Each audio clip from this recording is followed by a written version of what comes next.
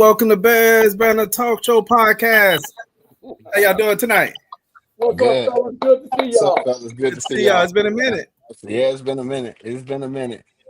But it's a good thing because we've able to collect ourselves and bring some content to the show. We got a lot to talk about. I tell you what, I needed some time to decompress after last season, those 10 game losses, and we really didn't have a whole lot to look forward to after winning the off season one more time again, having higher expectations. So I needed to decompress from that. I don't know about the rest of y'all.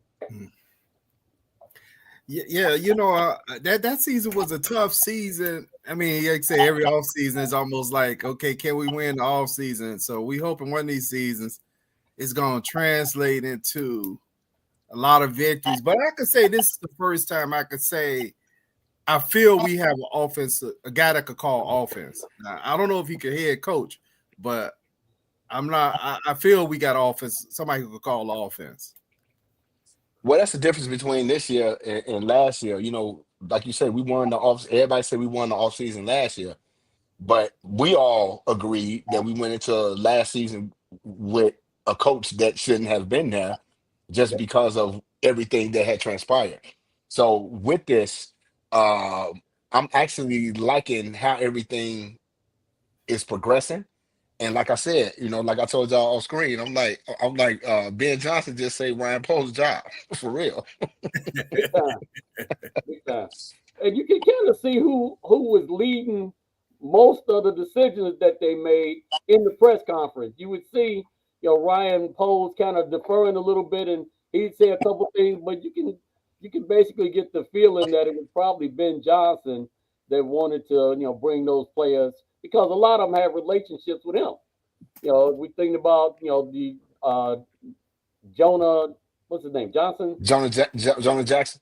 Yeah, Jonah Jackson played for his team or whatever. And Ben Johnson is kind of fiery. He was still upset about the experience that player had playing in LA. He was like, they used him wrong. You could see him getting mad. I was like, okay, that's a coach with a little fire. I like that. And then you can actually see he's putting his handprint on everything. He's like, okay, yeah, I need this particular player for this.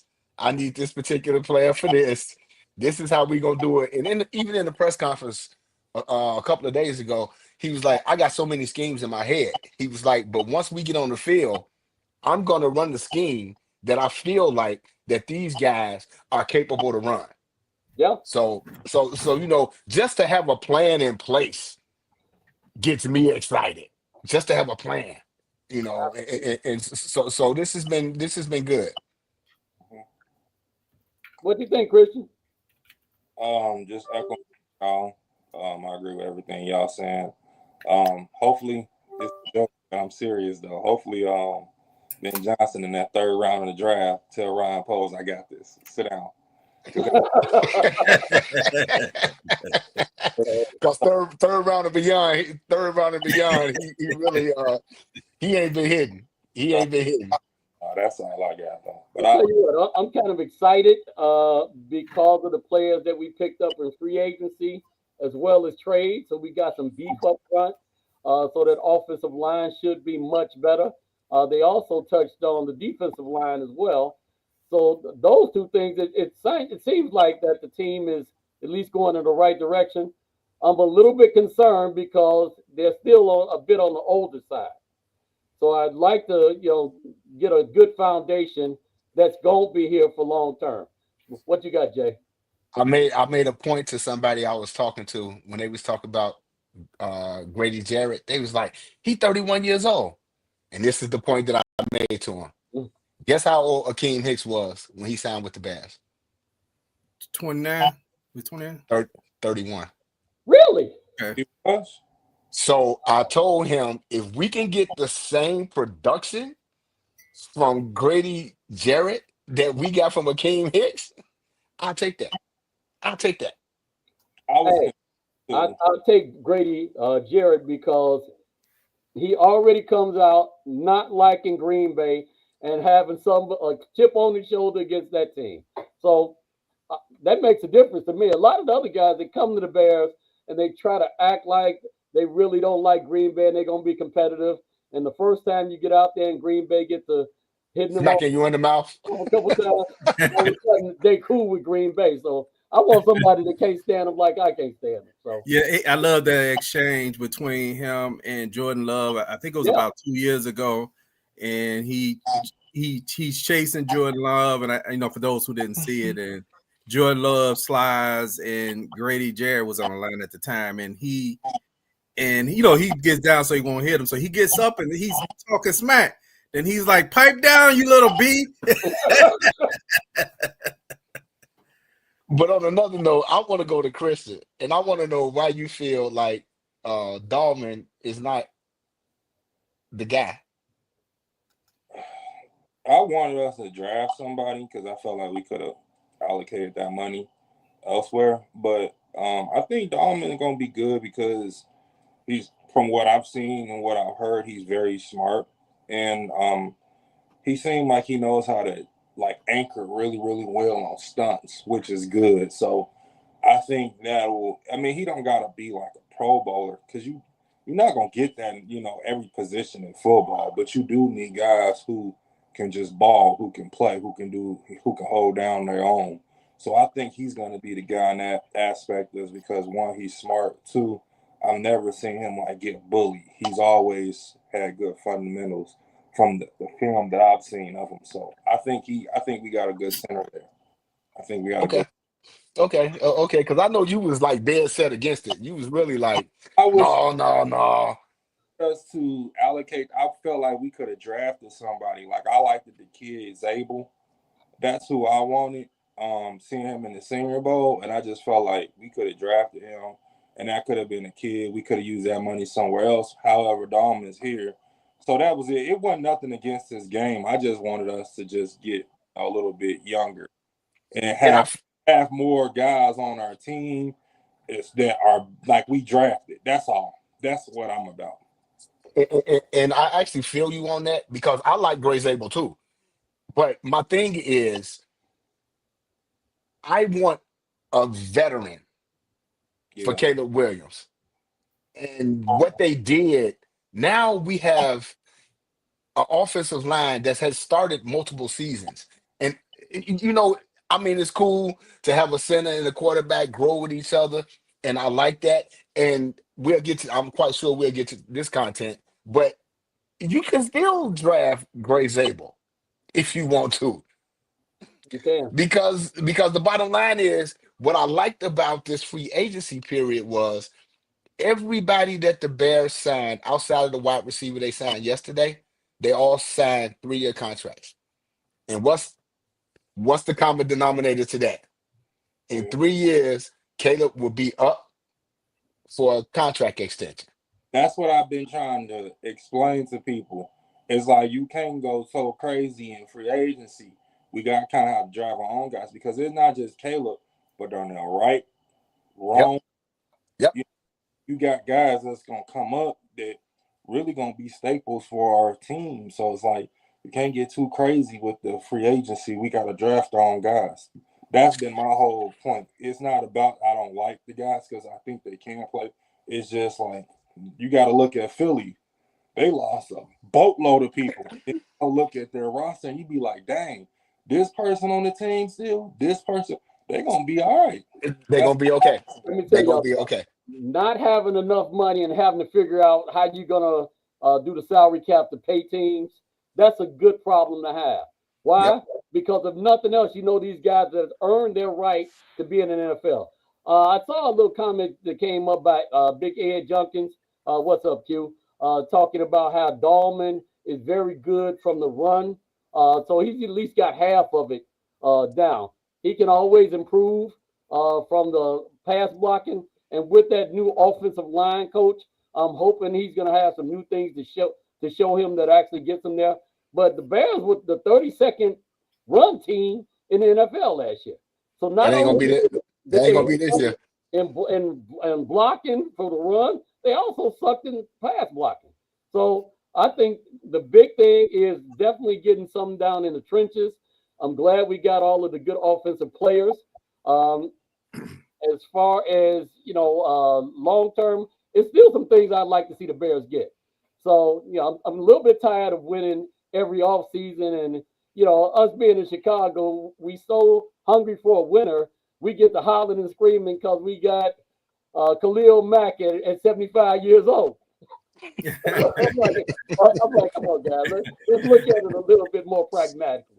Yeah, I thought the Dalvin sign, and at first when I first saw it, I was a little bit on the fence, but I had to go watch a lot of film on him. And Exactly. I think it was a positive move, for some of the reasons stated, and also, he's gonna have Joe Tooney. Yeah, Joe Tooney on his side, so that makes a difference, but. When you look at his resume, he may be the best center the Bears had in a long time. Since real bad centers. Since Olin Cruz. Yeah, probably since Olin Cruz. We did have some real bad centers in recent years. I can't think of some of the guys' names because they were just so horrible. Lucas Packers, and the guy that was before him. Who was the guy that was before him? Cody Whitehair. Whitehair. That guy was Mustafa. We had Mustafa. Yeah. We've had some bad centers. Centers are so key to a quarterback, as far, especially a rookie. You want somebody too that could recognize, the packages and stuff, and to help point out protections. And I thought last year we really wasn't getting that. We got it a little bit, but we had a rotation at center because I believe we had an injury, but our center was getting killed. He was getting pushed back like he was a blocking sled too often, which to me sometimes it led to what people might think like Caleb was holding it long, but it's hard. I mean, Christian would know it's hard to step up in the pocket if the center is getting pushed. I mean, that's not a good look. And see, that's the good thing, that they solidified the middle of the offensive line. People want to talk about the tackles and all of that, but if you check the tape, if you look at the film from the sacks that Caleb Williams took, outside of holding the ball too long, the pressure was all in the middle. It was all in the middle. So if you can solidify the middle, and not to mention, Caleb, he's not 6'6". Caleb is a 6'1" quarterback. So he needs that pocket to be able to dissect and process what it is that he's trying to see on the field. So just to solidify the middle of the field for Caleb Williams is going to be big. Yeah, that was one of the things that I kind of mentioned. We were talking a little bit offline when we first came in, and I wanted to mention this point. I think the difference between the Bears this year versus what we've traditionally been is the same difference as the public league versus the Catholic league. The public league had athletes, so we could actually match them athletically on the football field. That's why we compete so well when we're talking about basketball in the public league. What we did not have was the horses. So because the Bears are building the team, offensive line, defensive line first, that's something that's sustainable, and you can see the difference in the impact of that right away. So I think that's the right way to build your team. I'd like to see us actually pick up some second and third year players, some younger players, so that we can have that line before the 5 years going forward. But I think Ben Johnson is already putting his thumbprint on the team, and I think that's going to be the difference in our early success. Okay. Yeah, I know earlier Christian had mentioned about the salary cap. What does that mean with the feedback? One of the things about the salary cap, this is why also I believe the Bears need to draft. Do you hear feedback? I do not. That might be on my microphone here. Let me see what's going on. But I think one of the reasons the Bears also need somebody. Hold on, I'm gonna cut my mic off.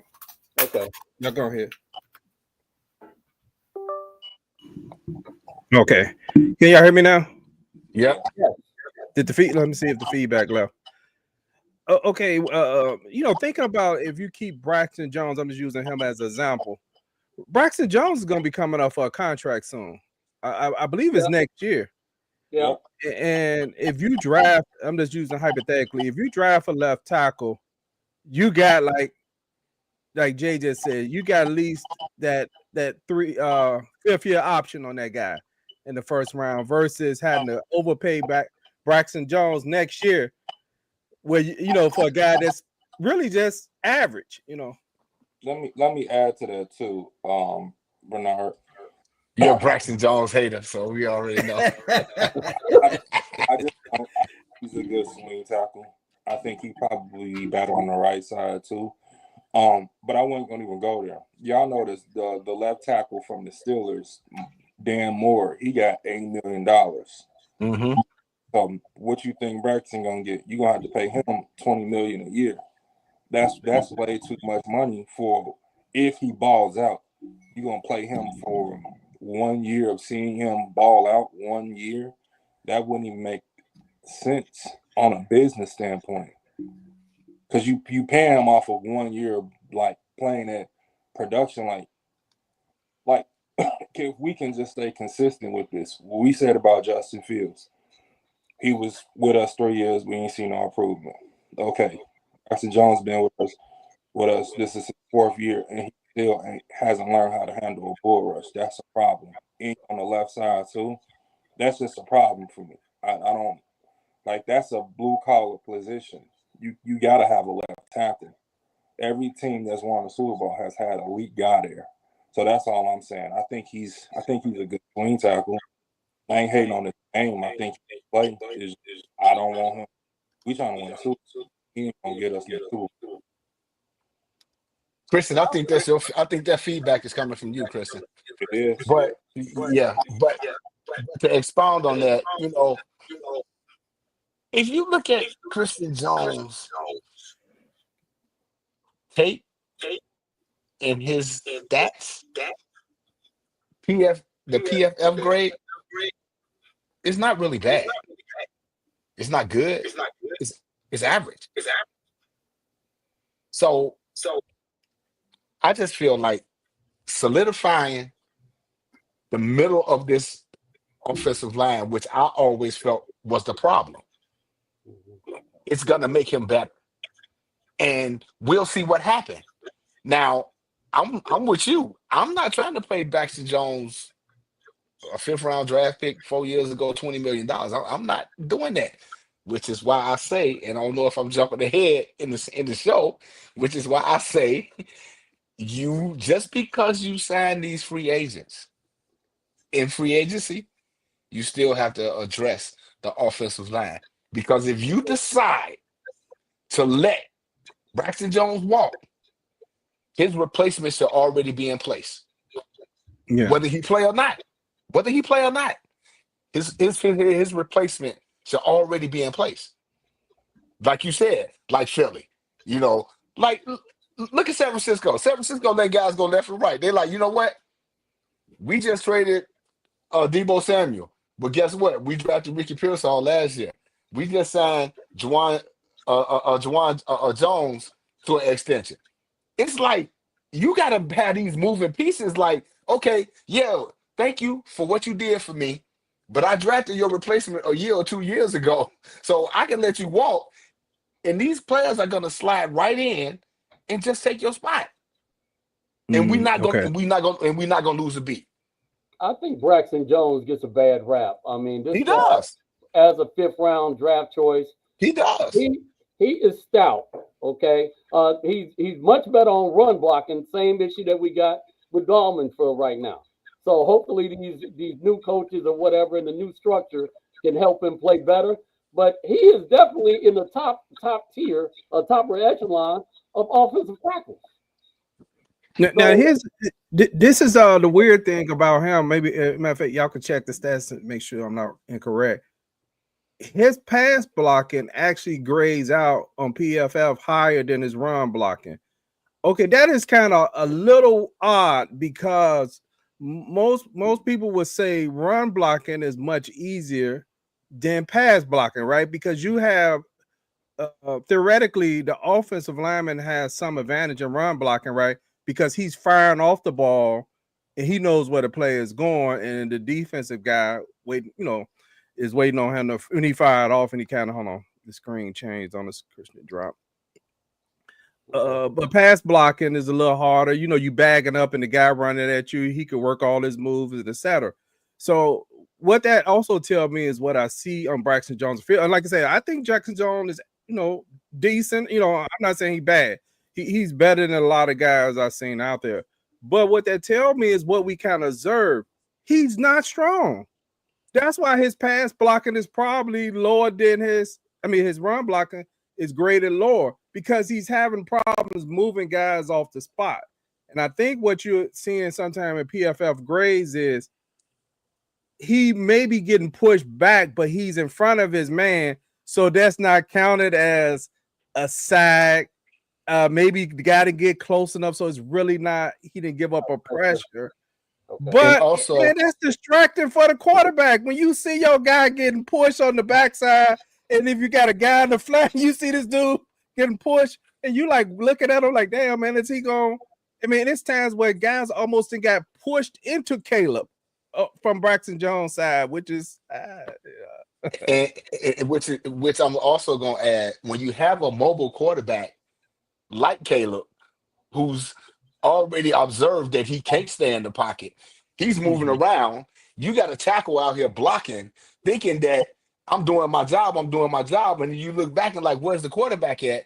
He done rolled out the pocket and now he's scrambling. So now you as the left tackle, you're trying to scramble to make sure that you're blocking your man. So it's a lot of intricacies that goes into that.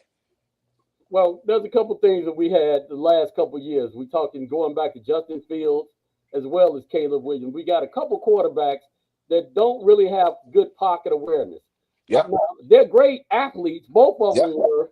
So they had strong arms, they could run fast or what have you, but they didn't have a good pocket awareness, which meant they held the ball too long. And just to compound that, the offensive coordinators were horrible at calling schemes. So they didn't start setting cadences based on the personnel that they had on the team. I think that Ben Johnson is at least committed to doing that, and he's got a 3-year history at least that he's done this successfully. So I'm hoping that he can get, as Ed Jenkins said, quicker passes, more of an idea of getting defensive off their timing, if you will, and that actually makes the offense a whole lot better. Just because you've got somebody with that kind of mind that's calling the plays. So we're gonna have to see how that works out. And it's amazing how coaching, and I say it all the time, coaching matters. Coaching matters. When you got competent coaching, it matters. And Ben Johnson has already won me over.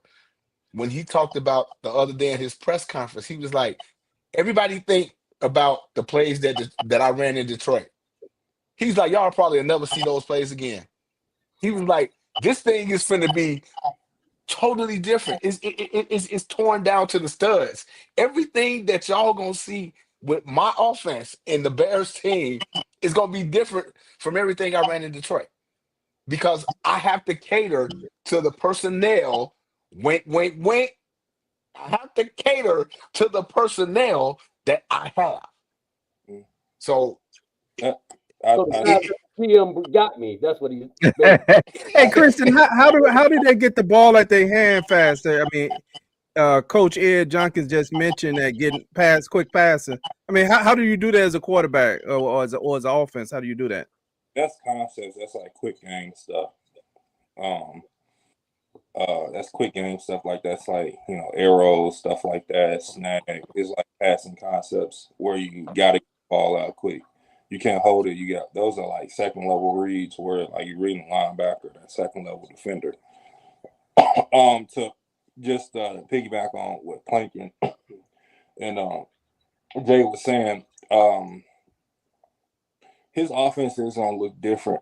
However, I think we need to really like start talking about like his principles will stay the same. He's gonna be a run first coordinator, and you can see what he did with Jared Goff, which is why you beef up that offensive line. So just imagine people think like Caleb gonna air it out. I don't think so. I think he's gonna have good numbers. I think he's gonna have good touchdown numbers. I think his touchdown interception ratio would be very good. But I don't think we're gonna see him a lot throwing the ball like we did the first 5 games of him throwing the ball 40 times a game. I don't see that. I know for Hope not. The Lions average 40 carries a game. If I'm not mistaken, I saw they average 40 carries a game.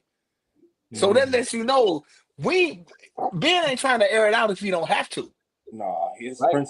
his principles will stay the same. He's gonna run that ball, which I think is gonna be really good for us. I think, which is really gonna help us get into the postseason. And if we don't get to a postseason, I think we'll have a good record. So I'm excited about that because that's one thing that you can go back and back check and fact check. Like he's been a run first guy ever since he's been an offensive coordinator. And his aligns with what his players can do in his system. Last year, he was running play action stuff that didn't match up to anything you would see in the run game.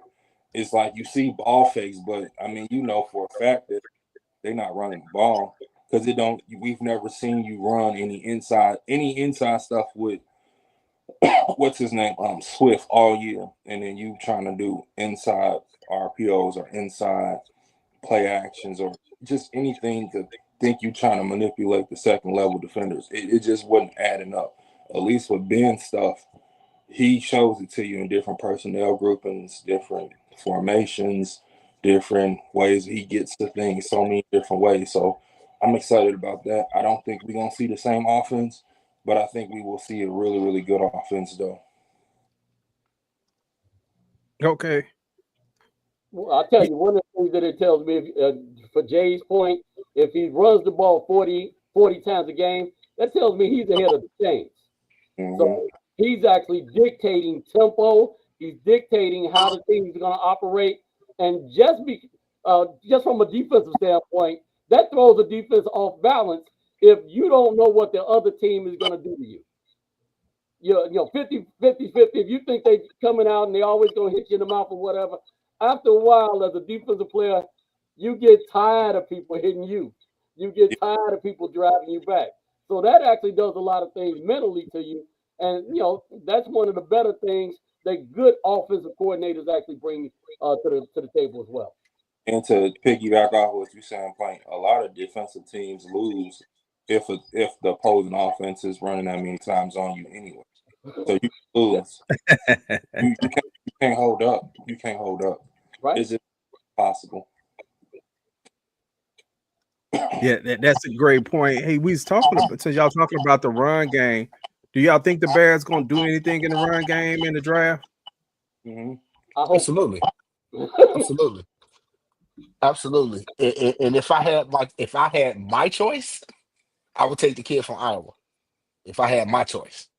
That's Caleb Johnson. Yeah, if I had my choice, I would take the kid from Iowa. And if we want to talk about the draft, I'm kind of, I'm kind of twisted as far as what I want them to do, because I feel like if we can't get Will Campbell at 10, and I'm not talking about, everybody want to talk about the short arms and all that. I'm so over that. Like I said, my high school coach always told us the film don't lie. The film don't lie. This kid has been a starter since a freshman at LSU at left tackle. So if we can't get him, I would settle for an edge rusher at number 10, because the Bears have 4 picks in the first 75 players. So that means they can get the best 4 picks that they can get out of 75. So, this they say this is the deepest running back class since 1999. And we have seen the list of players who I want the Ohio State running back, not only because he's good and I'm biased, but I want the Ohio State running back Junkins because I feel like he would fit the mold if we can't get Caleb Johnson from Iowa. But the kid from Iowa is the one that I want. The kid from Iowa is the one that I want. And if we could take him at 39, I would do that. He ain't gonna beat at all. Right. at 39? I don't think so. He might be. Wow. I don't know. Oh, y'all lost my script. Okay. I want Jinty. This guy got a lot of Barry Sanders statistics in him. Who was that playing? Austin Jinty. Austin Gentry. Austin Jinty from Boise State. Ultra Gentry. Okay. Yeah, that's who I want, but I don't think he's gonna be there at 10. Second pick for a running back, I'm gonna take Omarion Hampton from North Carolina. This dude, he does a lot of what Montgomery did for us. Not only is he fast, he's strong, he brings a wallop, and anytime somebody tackles him, they better pack a lunch. So that makes you a much more physical team. And to pair that with Swift, I think that's going to give us some good dividends. Swift is never going to run over anybody. He couldn't run over me when I was in Pee Wee League. That's just not his game. But I think that Omarion Hampton would be a good pickup, and I think he's going to be there at 39 for us. And that's the thing. I feel like he's not going to be there. Somebody at the bottom of the draft, somebody at the bottom of the first round of the draft is going to take him. Because to me, he's the second best running back in this draft. It's kind of he's the second best running back in this draft. We got to put some clips up of some of these guys. Oh no, to me, I think he number one for me. Oh, okay. For me. Who is that? Who is that, Christian? Omarion Hampton. Okay. Omarion Hampton. I'm biased because my second favorite running back all time there is Matt Forte. He reminds me of Matt Forte. He big just like him. He's smooth. He can catch. And when Matt Forte came out before all those injuries, he was hitting his head on the goalpost. And Amari, he can do that. So I'm biased, but we could all be saying the same thing. Like, I feel like he might be there at 39, but with Jay saying, I can see that he might not be. He won't. He might not. He'll be there at 10. He might not be there either. He might go in the first round. Who's that? Who's that? You said last person? Jenkins, the kid from OSU. Yeah. Okay. Here's my guy. Omarion Hampton is going to be one of them guys that, and I'm just putting a name out there. Like the Ravens came back and got Lamar. It got Lamar in the first round. He's going to be one of them guys where you're going to be like, I cannot believe the Eagles just got Omarion Hampton. It's going to be one of those to me. In the first round, it's like he going to sneak in the back of the first round where you're going to be like, oh, my God, I cannot believe that just happened. But can I say something, too, though? It's about 20 defensive linemen in this draft. Yeah. So it might be on those dudes in the first round to where all these running backs do slip. So I just want to throw that out there. It's about. I like Gentry. But I'm not taking Gentry at 10. It ain't my call. Right. It ain't my call, but I'm not taking him. I'm at the Bears. I'm not taking him unless he's in the second round, but I'm not drafting. And that ain't going to happen. And that's not going to happen. No. Right. I'm just saying theoretically, I'm not taking no running back if I'm the Bears. You got too much to fix on both sides of the ball. You fix some of it, but you ain't quite there. But the guys I really like is at a running backs, Kushan Jenkins. Mm-hmm. Yeah. I like his balance, man. When you watch him run, he got good feet. He has good vision. He's powerful on the goal line. He's a big guy too. He's about 220 with a 4.340. With a 4.3 up 40. Powerful, man. When he get in open field, he's hard to bring down. I have him actually rated over in those tough yards over Alshon. Alshon Gentry. I have him a little bit over him in those real tough yards. And when he catch the ball out in the field, he's a beast, man. I seen him catch the ball and he grab guys almost like throw them down, like stiff arm them. And it's ironic. My second best guy, I'm just based off where we at. Is the other kid from Ohio State? Trevion Henderson. The other kid from Ohio State. Ohio State's playing a lot of games this year, so it might not be a bad to go to that team, right? So, And you also have to realize too, and I know, it's one of them things where, I'm guilty of it. Be like, well, he ain't playing against no good competition, or he ain't do this. But you talk about Boise State, he and in the playoffs. In the playoffs, if you go back and watch the playoff game that Ashton Gentry played in that game, he struggled.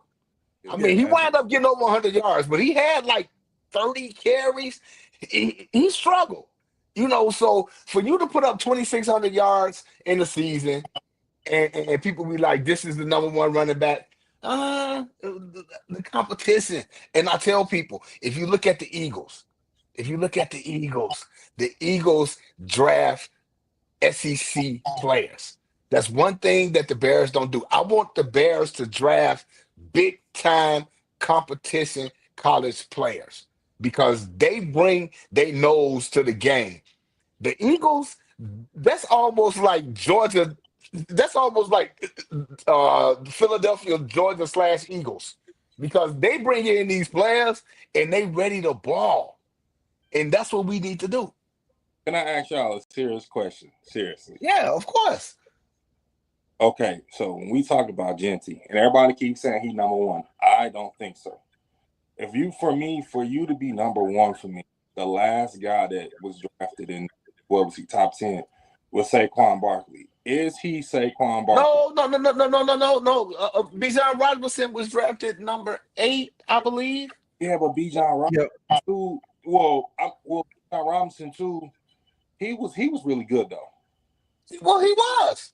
So then let's make that comparison. Is he better than Bijan Robinson? I would say no. No. I'd say yes. And I'll say no. Okay.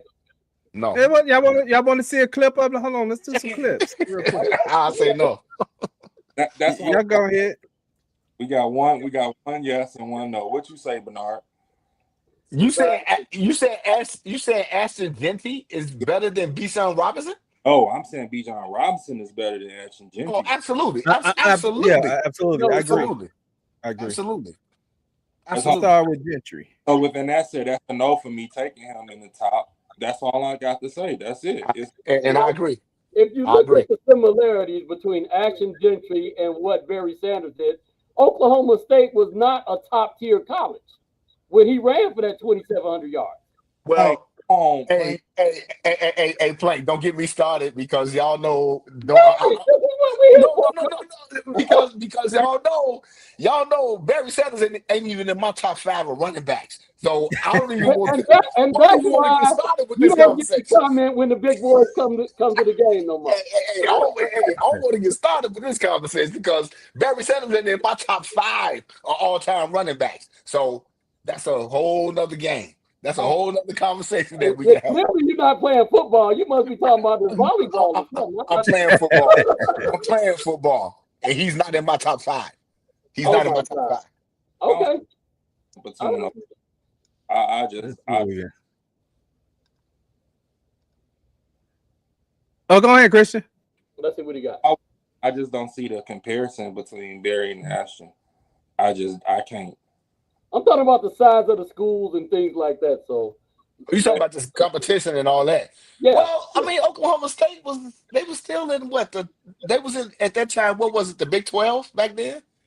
Yeah. So you didn't expect to see nobody running for 2,700 yards in college. 2,000 yards then, even then, was extremely rare. So yes, that's my point there. Yeah, that's a valid point, Plank. Let me click this and let a few plays run through. We got any sound with this? Tacklers gets the block. He's got another touchdown. That was Latrell Caples out there that didn't block in the back, but had the hands up kind of to the screen. But look at that spin move. Beautiful. Gets to the outside. There's Caples. Genty. He does. Oh, sorry. Let's move up. Okay. I don't know what's going on here. miss in the hole, and then uses the stutter step to freeze him and just puts everybody in their back hip and walks away from him. No catching this guy right here. Malik Baconico was the last. Jeanty already with 2 touchdowns. Bounces to the outside. Jeanty, touchdown!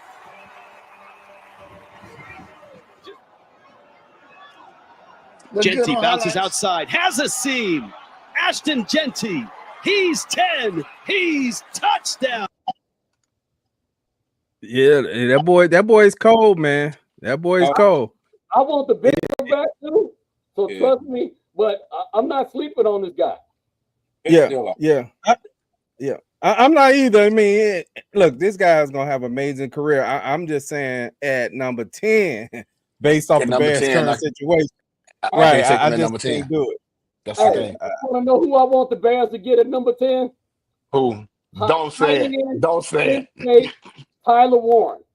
That way you can run your 12 personnel, which is what Ben Johnson wants to do.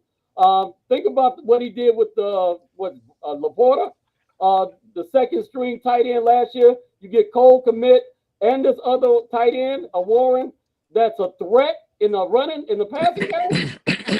I think that's what he wants to do. So now you know what? I would actually be okay with them taking Tyler Warren over Ashton. I would be okay with that. But to me, again, I'm gonna say the Bears need to double down and draft an offensive tackle at number 10.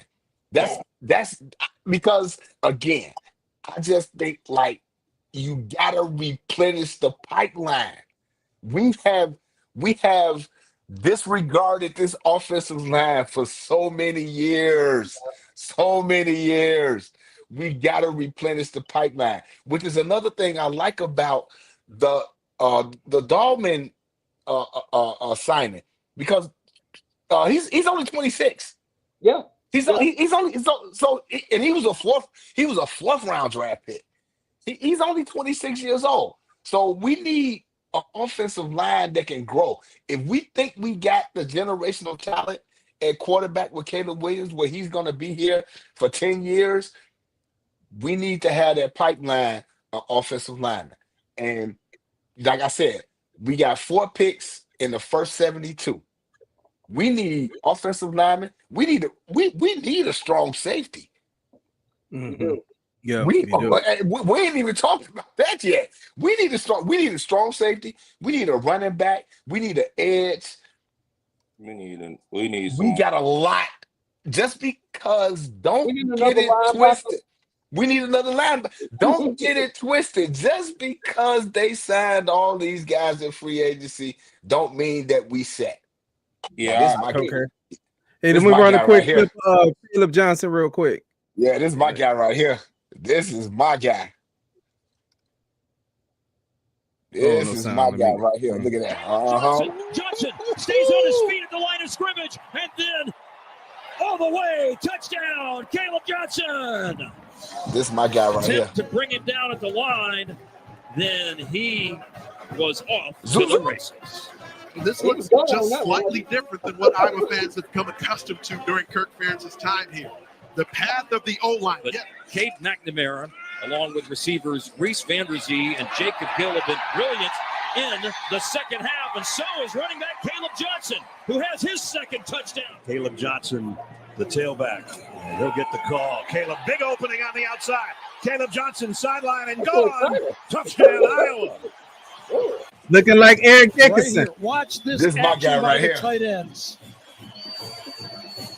A stringer. Oh, look at this mauling job on the outside. Look at that hole. Look at that hole. And he was big. As the tailback. They toss it to him. And he's got an opening. Caleb Johnson, open field, midfield. And finally knocked out of bounds as he got to Cyclone territory by Freeler. Man, that guy nice, man. He nice. That's my guy right there. Man, he got that Eric Dickerson to him where he's running up tall and good poise in the field. I mean, he wasted time hitting those holes.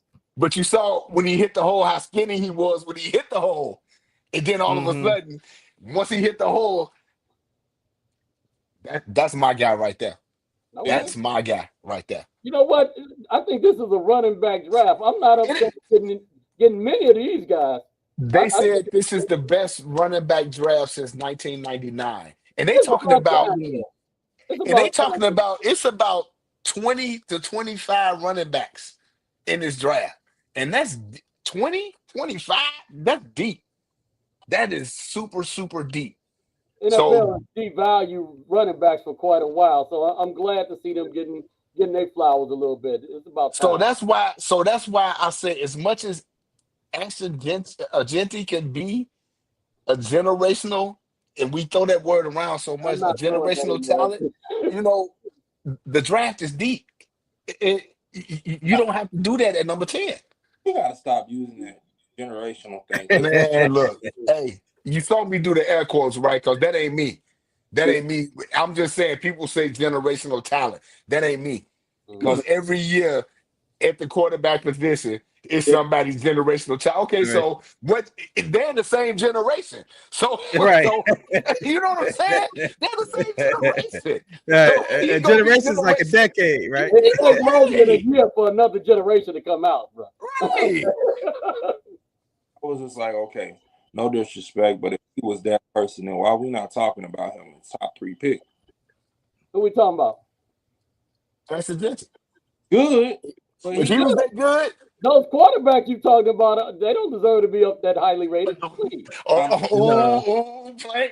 whole nother story. That's true. No. Okay. So you taking them just because of the position they play. You're not taking them because they're great players. Shedeur Sanders is adequate. He's much smarter than he is strong. But as an NFL, I think he's going to be a career backup. Okay, so we're going to twist this. So we're going to move this from the running backs to the quarterbacks. Because the old buddy boy. Let's see two more. Let's see 2 more guys. Then we get on the quarterbacks. I want to run Mario Hampton. Yep. Okay. He's smooth too. Here's Hampton. Oh. Look out! Yikes! Oh, wow! Wow! I think 28's going to lose that foot race. He's going to lose that foot race. There you go. Man, he shot out there like a cannon. On 3rd down, shovel pass. Hampton here. Look at the room he has to run. Yeah. Inside the 20, still on his feet. He'll score. Man. 49. JMU blitzing. Hampton gets through to the 2nd level and into the 3rd level, stays on his feet in the end zone for a touchdown. A 15-yard score for North Carolina. Give us to Hampton. Big hole up the middle, still on his feet. Inside the 20, bounces off a tackler and scores.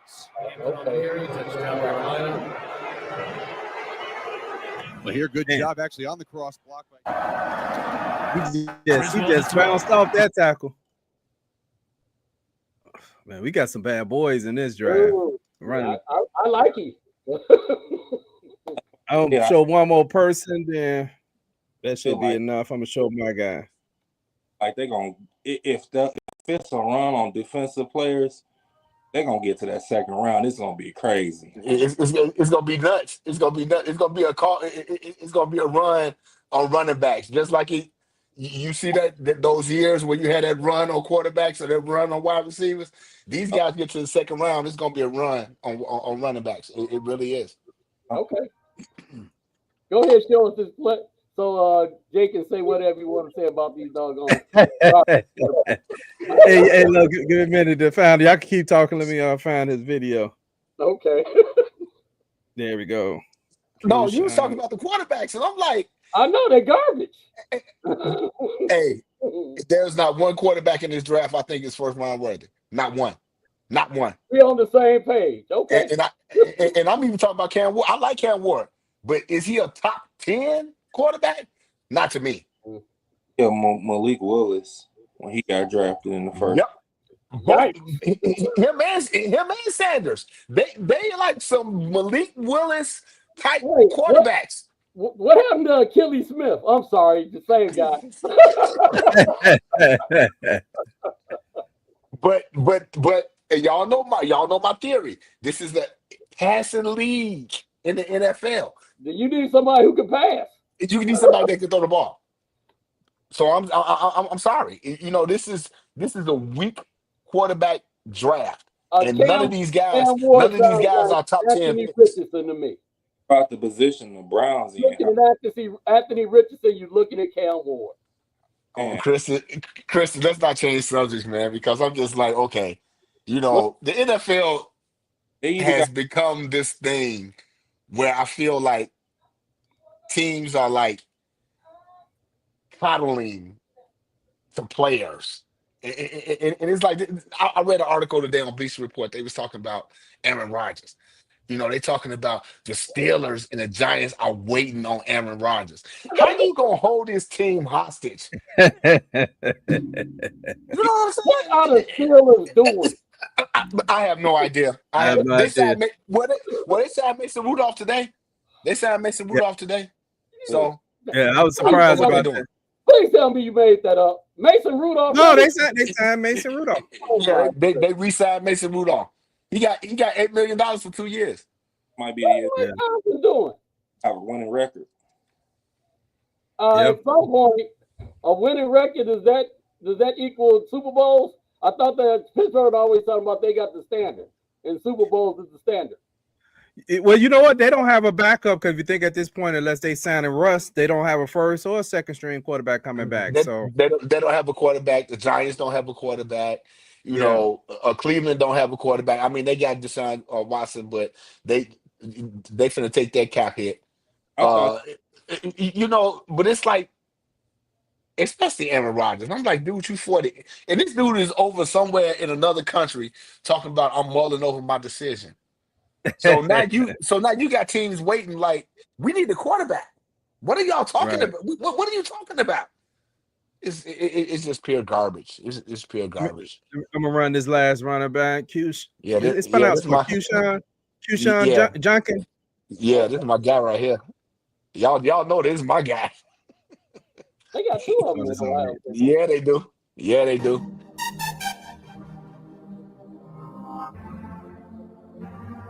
Oh. Okay. Good shot. Where's the lead? Quinshon Judkins with the first. Quinshon Judkins, can he get there? Down the sideline. Touchdown, Ohio State.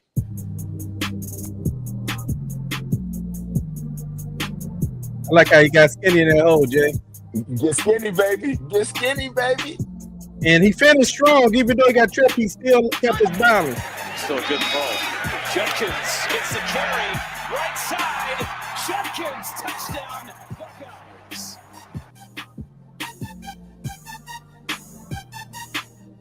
There's some good running backs coming out. Oh.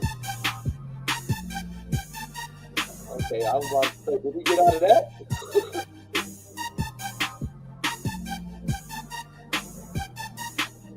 Tough yards. Yeah.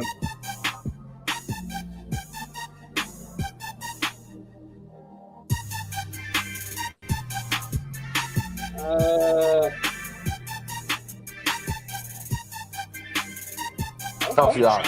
Judkins back here helping this ride.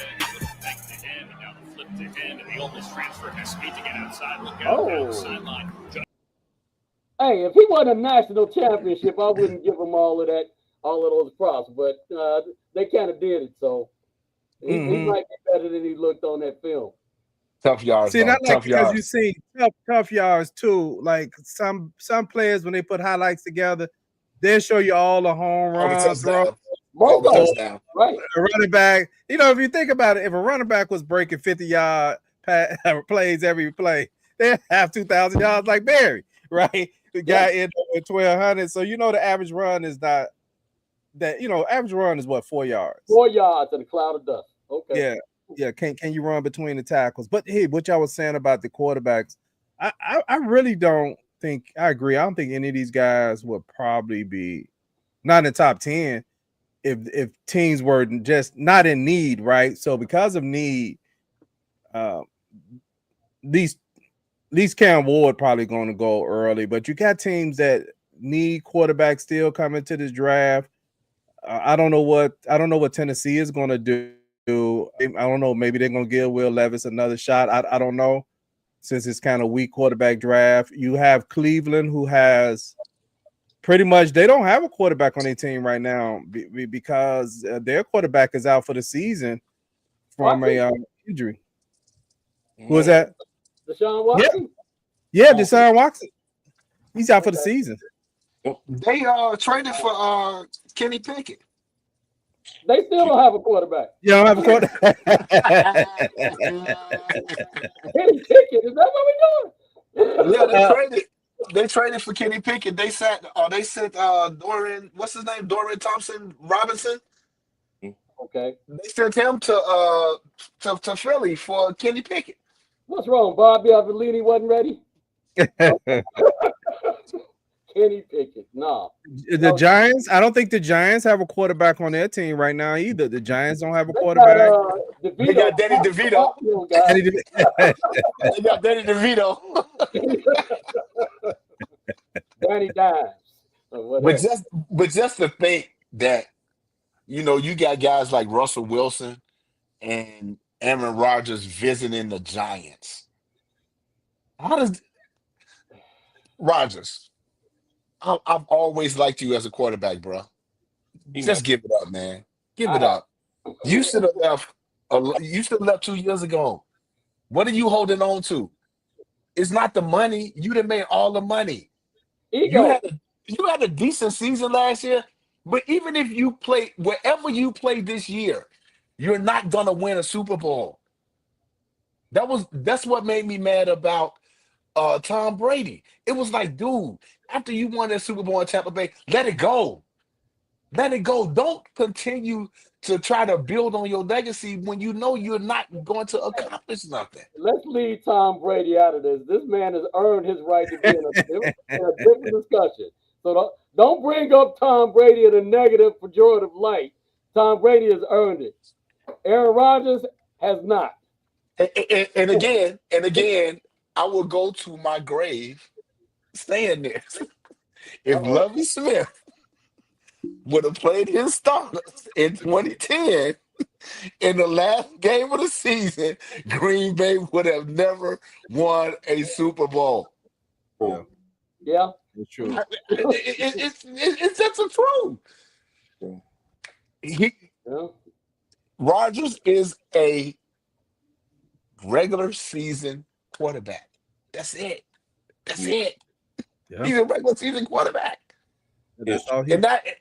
And now you're 41 years old, and your options are the Giants. Come on, bro. Come on. I wouldn't even know because their offensive line trash. Yeah. Now they talking about he might go to Minnesota. So now you didn't follow the Brett Favre path. Green Bay, New York Giants, New York Jets, Minnesota Vikings. Come on, bro. Leave him alone, man. I got a question for you, Jay and Chris. Do you think the Bears this year are going to have an offensive identity this time? Yeah, I think they will. I think they will just because who the coach is. Okay. I just think we ain't had that in years. It's been There it is. It's a scheme. We got excited. And the bottom line is, we as Bears fans, we drank the Kool-Aid because I swear last preseason, the Bears went 5-0. And everybody was talking about how Shane Walter was scheming people open. Yeah, goddamn it. I'm sorry, but that was the preseason. That was the preseason. But I remember I had a conversation with Bernard, and I was like, I don't like the fact how they not playing Caleb a lot in the preseason. Well, that had a lot to do with it too. And then when you got a tight end like Cole Kmet, who don't get targets on a consistent basis week after week, that's a problem. That's a problem because, we talked about all these weapons that the Bears had, but you have to be consistent. You have to be consistent with the plays that you're calling. And it goes back to the same thing I said about Nagy years ago when we first started this show. You just throwing darts at the wall. There is no marrying of plays. And when you don't marry plays together, Ben Johnson mentions this the other day in his press conference. He was like, in order to get the offense going, you have to marry plays together, which means it's the run game. You don't like the plays that Nagy called in the Super Bowl this year? Y'all know that was the difference. That was Nagy calling the Super Bowl. That's why Kansas City looked like they did. Jay, also I think as well is when you look at the Bears and the lack of use by the tight end, you also have to look up lack of protection.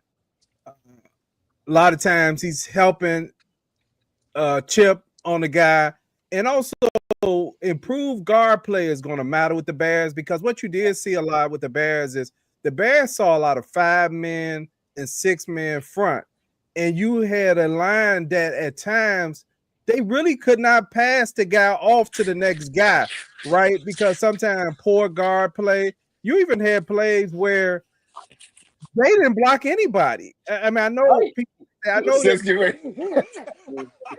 times where they had guys lying in front of them, or they saw a guy coming and they went to pass a guy off and ended up not blocking anybody. So I was gonna say at the goal line.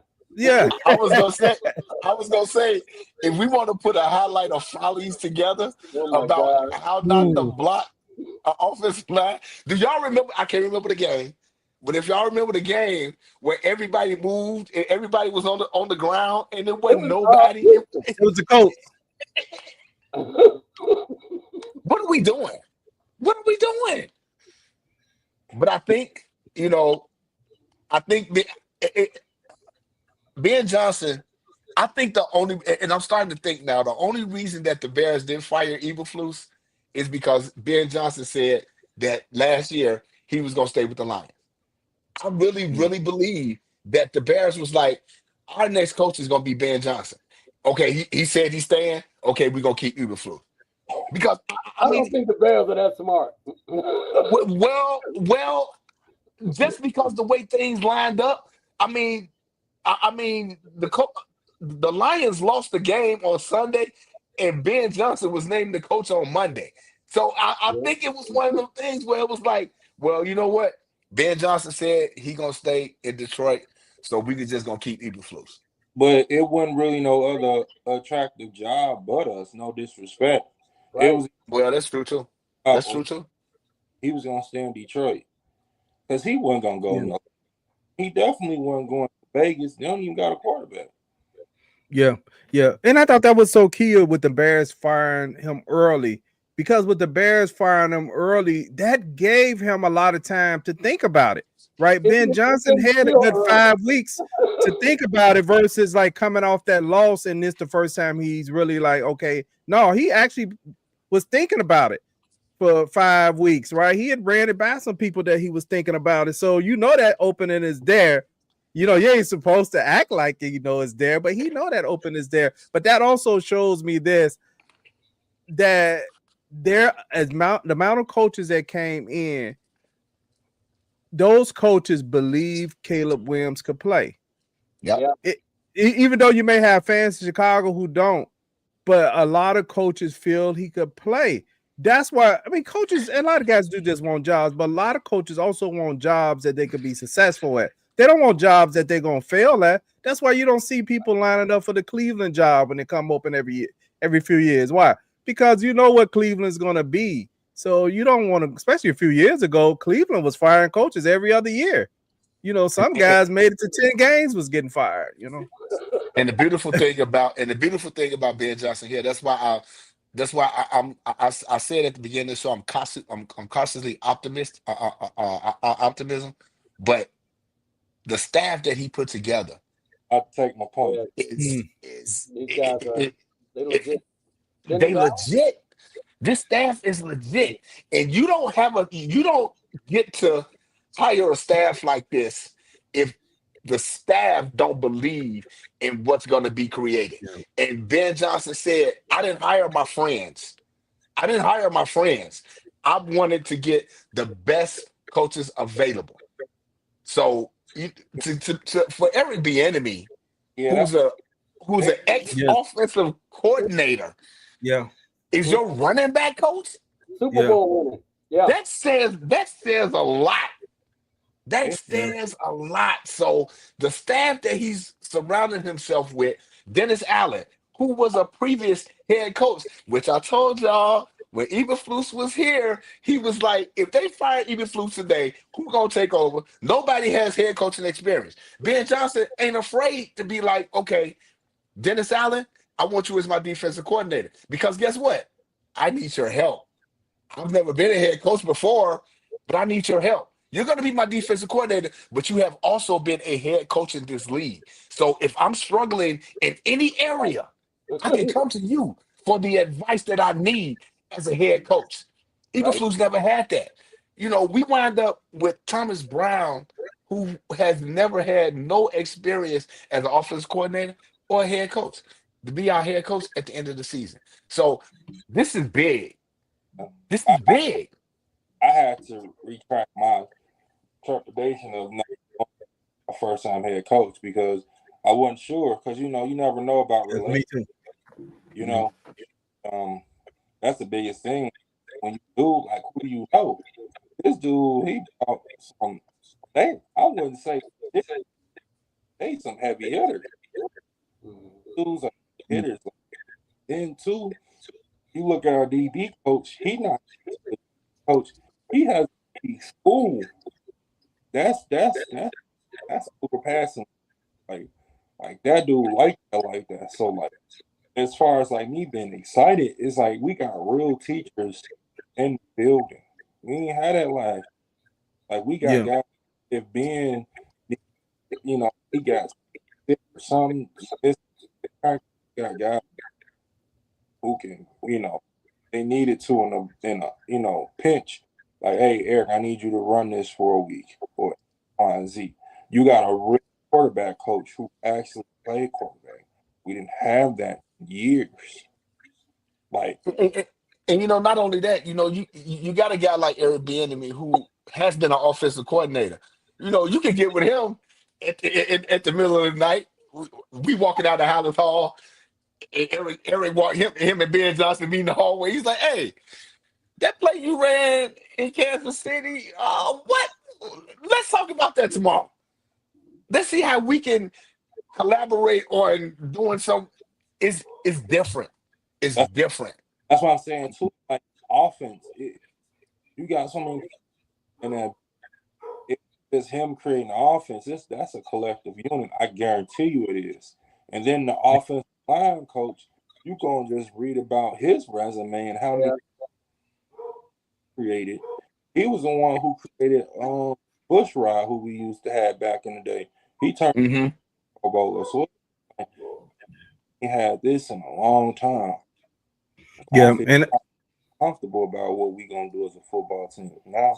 Yeah, I like that Anton Randall L hire as well. I know they had to give him a different title in order to be able to hire him because you can't make lateral moves in the NFL. So they had to make him an assistant head coach because they couldn't hire him as a wide receiver coach. A wide receiver coach, right? Right. But I like the fact that he brings a level of demand from his receivers. When I watched him in Detroit, he demands something from them, right? And he did not tolerate dumb stuff, right? The Bears were tolerant of dumb stuff last year. And you need some people who could be able to check that stuff, right? Because the thing we don't talk about a lot, even when we talk about sacks, is sometimes sacks happen because of pre-snap penalties. You start being in situations where it's 3rd and 19. Those are recipe for sacks because you're in down and distance that are difficult to get. So you need somebody to be able to get on as a coach to get on those players when they're making pre-snap read. And also, I thought the Bears receivers at time were not working last year. I thought at times they was loafing and etc. You need that coach to say what you're doing and also the block, because it was a couple of times where I was like Rome was jabbing on the blocks. What is Ben Johnson saying? It's something about no block, no rock. If no block, no rock. No block, no rock. No block, no rock. No rock. So you got to go out there and do it. No block, no rock. And I'm totally fine with that. I'm totally fine with that. We haven't, like I say, I know we running late, but I like the signing that the Bears. I can't call the kid's name, but he's a slot receiver that played in Washington last year. Yeah, he caught 45 balls last year, and he was the 4th receiver on that team. So that's Ben Johnson is putting his staple on this whole thing, and I really like in the direction that this team is going. And I want to add this too. I'm not trying to get too ahead of ourselves, and I ain't trying to be disrespectful to those NFL teams. Looking at our schedule, it don't look as hard as it did when it first came out. Oh, yes, it do. That's a whole nother show, but oh, buddy boy. And the reason I say that is because it's not the home games. It's the road games you got to look at, little bro. Look at the road games, little bro. Are we saying goodbye to Keenan Allen and Tevin Jenkins? Are we doing a formal goodbye to them? Yeah. We're definitely doing a formal goodbye to them. Thanks for your year as a Bear, but see you guys later. I don't even think and I didn't mention. I'm sorry, Chris. And I didn't mention y'all. Did y'all realize that the Bears actually gave Jonah Jackson a 1-year extension on his contract? Okay. Okay. So everybody matched up. It's like the Bears came into 2025. Well, Ryan Paul's got to be the next one that's extended. So maybe they're looking to do that after the draft. So going on with that. And another thing, Christian, you said something about $20 million for an offensive tackle. The way the salary cap is now, if you look at the salaries of these players, $20 million ain't even a big deal no more. Nah, it sure ain't. It sure ain't. I'd still rather get somebody for 4 years instead of playing Braxton Jones. That's just my opinion. Right. But you know what? But I'd rather get mad about Braxton Jones, ain't you, bro? Here's the thing, though. The valid point that Christian is making. If you look at the quarterback, I want to say the last quarterback who got a contract was $300 million. 330, which was Josh Allen. Josh Allen. Yeah. Josh Allen just got a contract for $330 million. So in 2 more years, if they keep going at that rate, then when Caleb come up, those salaries going to be in the 400 millions or close to almost $500,000. Right, so come on, y'all, come on, man. No, but I'm just making a point. Y'all know we smarter than that. What you do in Kansas City? You give Patrick Mahomes a $550 million contract, and then every year after that, you convert his salary to a signing bonus, and now all of a sudden you create $49 million in cap space. I want to. It's a good problem to have, but what I want to do a show on the salary cap, because I read a lot of stuff. People like, oh, they gave him too much money, and it's gonna be. And people don't understand that the money that these agents throw out there, their client's not getting this money. Right. It's all for show. It's all for show. They was 20. I think they was 28th in salary cap space. The Kansas City Chiefs was, and they reconstructed Patrick Mahomes and Travis Kelce. Patrick Mahomes and Chris Jones. They reconstructed those 2 contracts, and they created $49.5 million. So they went from being like 29th in the league to like 17th or 18th in the league, just like that. You know what I'm saying? So the money means nothing. Now I understand what you're saying, Bernard. Josh Allen got $330 million, a 6-year extension for $330. So by the time Caleb Williams come up, what are we looking at? If he balled out, like that, what the Bears looking at? Well, so you have to be able to have that, be able to maneuver that contract with the rest of the contracts that's coming up. So Justin Fields 2 years at $20 million each. Yeah. But 30 million No, is they gave guaranteed. 30 million was guaranteed. 30 million was guaranteed. So 2 years for 40 million. 40 So, million, yeah. so with that, how much money is he getting up front? Is he getting the guaranteed 30 million up front? Probably. Yeah. So now you got $10 million left on his contract. What's his cap hit gonna be for 2025? It might be what, $5 million, and then next year, if he stay, it's gonna be another $5 million. So it's one of them things where people don't understand that the cap, just because you see these big numbers, it don't mean a lot. It don't mean a lot. Mm-hmm. But I want to get a lot more, as versed as I feel like I am on the salary cap. I want to do a little bit more homework so we can have a show just to talk about the salary cap, because one of the guys in the Bears band, he been going back and forth with me about how much money the Bears got left over, and I'm just like, dude, this is what they saying. This is what they saying the Bears got left over, but I haven't done enough homework to go back. But from what I saw, the Bears have still have like $25 million or somewhere in that area after all of these signings. And don't like 15 million go towards draft capital, something like that. Yeah. Yeah. I know, like a portion that goes to the draft, like of your cap. Well, I know, if I'm not mistaken, I think that you have to allot at least $10 million for your rookie class. Okay. Because again, everything is slotted. And even like they say, Caleb Williams' contract last year, his signing bonus was $23 million. Yeah, $23 million. But what was his annual salary? Right. It might have been $1 million or $2 million. So it just really depends on what the structure is. And people see these numbers and they be like, well, the Bears signed such and such for $40 million. They over the cap now. No, they not. No, they not. Okay. Yeah, Jay. So, when we do that show, Jay, I'm sorry, we need to have Sports Track up as well. I like you to use the Sports Track website. The thing that really gets you is not, to me, what gets you is not the salary cap as much as the dead money. The dead cap money is what really gets you, especially if it's bad contracts. Because if it's bad contracts, sometimes when you look at the dead cap money and cap hits, you're taking cap hits for players sometimes that are not even on your team no more. And that 2 or 3 years. Yeah, like the Bears, for example, the Bears had a cap hit for Khalil Mack for almost 2 years after he was gone. So you're counting a guy that's not even on your team, not even against your cap.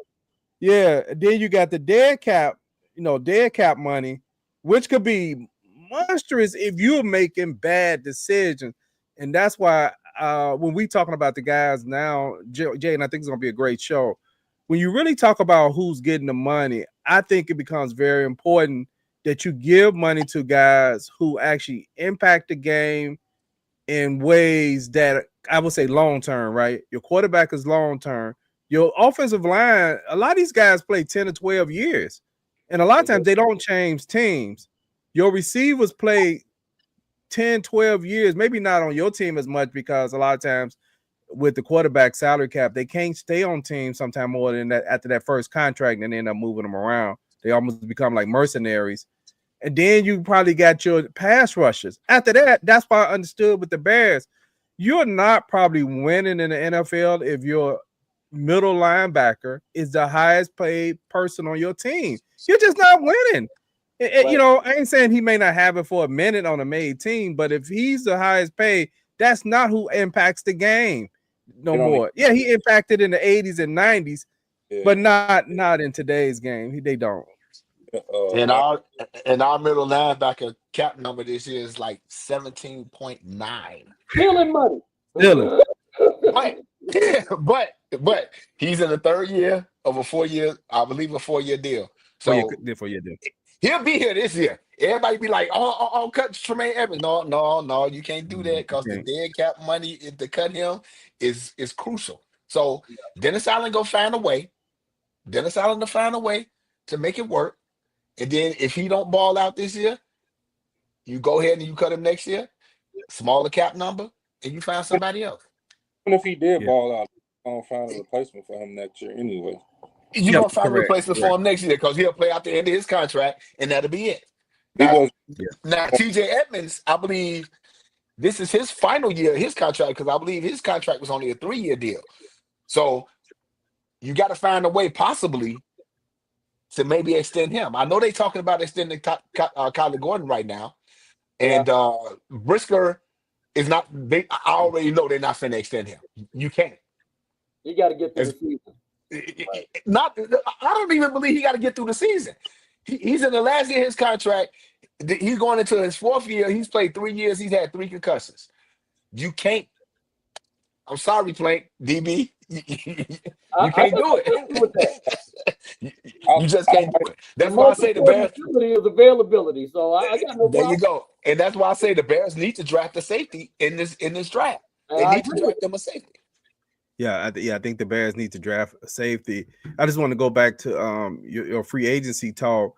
Jay, man, that's going to be a good show when you talk about it because I like to use it too because you could go there and when people say they should cut them, you could go on that website and cut a player and it'll show you like what's the impact that your salary cap is going to take by actually cutting them, trading them. Easy. You got the before June 1st date, right? I was just after June 1st date, June 1st and past June 1st. It's so much. It's so much that goes on with that, and people don't understand how it impacts the salary. You know, I can just like the Jets just cut Aaron Rodgers yesterday because they had to wait because it was going to affect their salary cap. It's just you just can't be like, okay, well we ain't gonna be we gonna cut him. No, it don't go like that. Because, wait, we got him before June 1st. If you cut him this week, you won't be able to pay the light bill and mortgage. Right. Your lights gonna be off if you cut this guy. If you cut this guy today, you ain't gonna have no lights tomorrow. There you go. So yeah, you're right.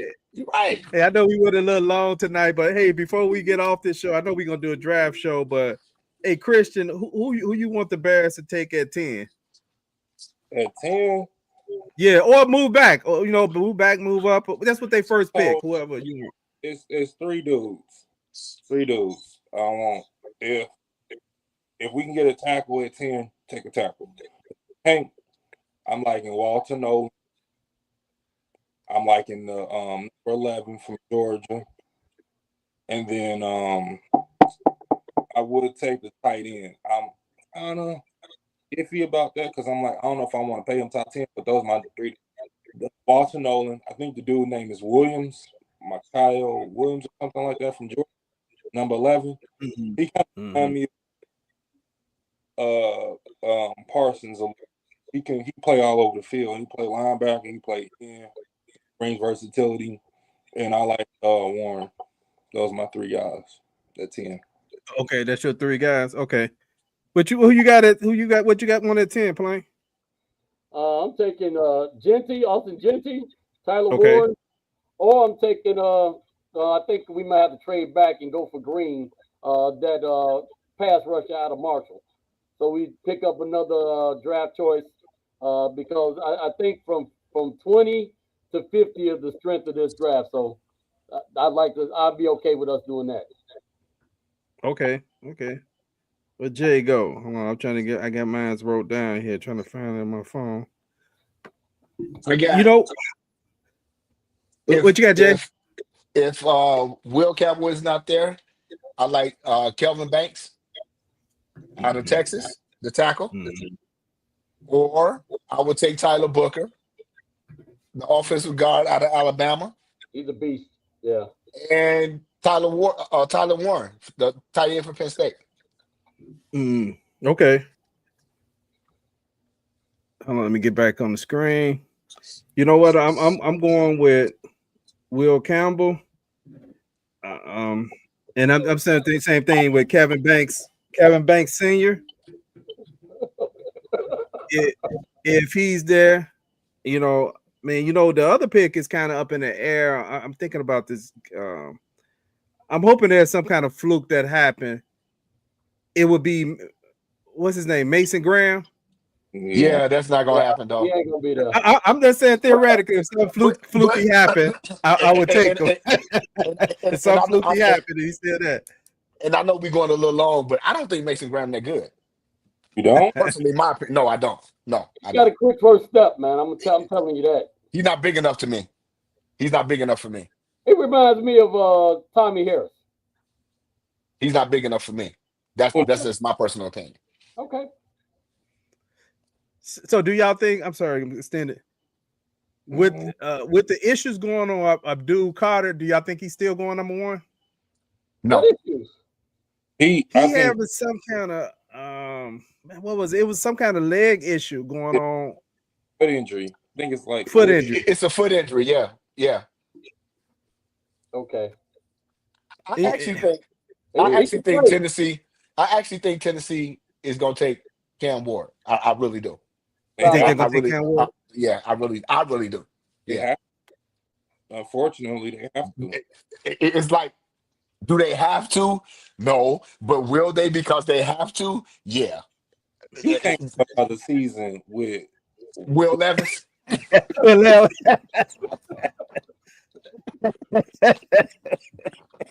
Hey, there you go. There you go. You can't go into the season with Will Levis, which is why, like I said, this is a bad quarterback draft. Shedeur Sanders. I mean, it is what it is, but he's not that good to me. I'm sorry, he's not. He's not that good to me. Cam Ward is okay, but he's not. They're not top 10 picks, in my opinion. I'll take Ward before I take Sanders. Oh, absolutely. Absolutely. I'll take Ward before I take Sanders. But because these teams have put themselves in this quarterback needy situation, these guys are going to go top 5. Yeah. Because who's going to be the next quarterback? I ain't going to extend this, y'all. But who's going to be the next quarterback go off the board?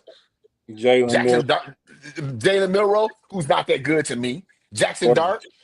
Dart, I think, is actually can be a functional NFL quarterback. I think he could actually be a functional NFL quarterback. But Jalen Milroe to me, he's not that good. No, he's not that good. No. The Arena League. He's a rattle. No. I'm not. Spencer Rattler was better in college. I'm not going to even get Spencer Rattler. I'm not going. Jalen Milroe is not good. He's not good. I agree. His footwork. If you look at this kid's footwork and everything, he's a running back playing quarterback. There's a problem though, and Mark can't argue with, and we just don't argue. Like these quarterbacks, even offensive linemen, they're not set up to come in and start right away. That's a whole nother. Hey, let me tell you something. I've said it before. What happens in because college is such a big thing now, you put your best athlete at quarterback and you stand on the sideline and put up a play and you let them run it. College do not develop NFL quarterbacks no more like it was back in the day. But neither does the NFL. Yeah. I liked it when growing up when I seen Carson Palmer. That dude sat for 3 years behind Carson Palmer, Peyton Manning, all these guys, man. They played quarterback. They were groomed to be NFL quarterbacks. Not no more. Not no more. It's almost like we're gonna put our best athlete at quarterback, and we're gonna try to win games. And just real quick. So you try to do what the Texans did, where you bring in that system where they ran in college. It worked for 1 year, and then NFL defense. You get that tape. All you gotta do is get that tape. Once you get that tape, forget about it. But CJ Stroud looked like hot garbage this year. I think he looked terrible. You know what? It's interesting on how you could be the darling 1 year. Now, what you also hearing is CJ kind of lacked leadership qualities. You're hearing that coming out the locker room now. The guy said he lacked some leadership qualities. It's funny you didn't hear that last year. You didn't hear that last year when they was winning games. Yeah, that's the difference. When losing brings out people's character, right? If they got bad character, But y'all mentioned something about quarterbacks. I want to segue into that. I can't think of what the actual is called now. But quarterbacks, a lot of them now are not taught to read the defense. They're actually reading what the receiver's doing and what is the next best thing. Something, I forget what the term is, that they could do, right? It's something like that. What's it called? It's Christian. Maybe some guys call it the grass, and some people say space, which is dumb. Because like you read in a space, sometimes you don't even see a defender there. You thinking like, oh, I can throw this. No, you're about to do something stupid. Yeah, conflict too. What they doing? They're reading where the route that the receiver could run, where he could put the defense in conflict. Not necessarily what the defense is doing, what the offense is doing. So this is why quarterbacks are also struggling more than they used to at times, right? Because they're not even teaching these guys to read the defense. They're just reading routes on what to put the defense in conflict. If we run this will put them in conflict, so throw it here. Thank you. When you have offensive coordinators that don't even watch film with quarterback, that's indicative to the expectation of what they're teaching or not. From high school all the way up to college, you threw the whole route tree. Now they don't. They don't do that. They don't do that. Or at best that they do. They don't do that. Like it amazes me when people be like, "Well, he got to learn the route tree." I'm like, "What was he doing in college?" I learned the route tree in high school. I'm like, what are you talking about? But yeah, it is what it is. But okay, guys, let's get out of here. All right. Hey, thank everybody. My iPad about to die. Okay. Thank everybody for tuning in tonight. I know it's been a minute. We'll be back on in maybe a week or so. And also hit the subscribe to Bears Banner. I mean, we're gonna have more and more content. And hey, until next time, peace.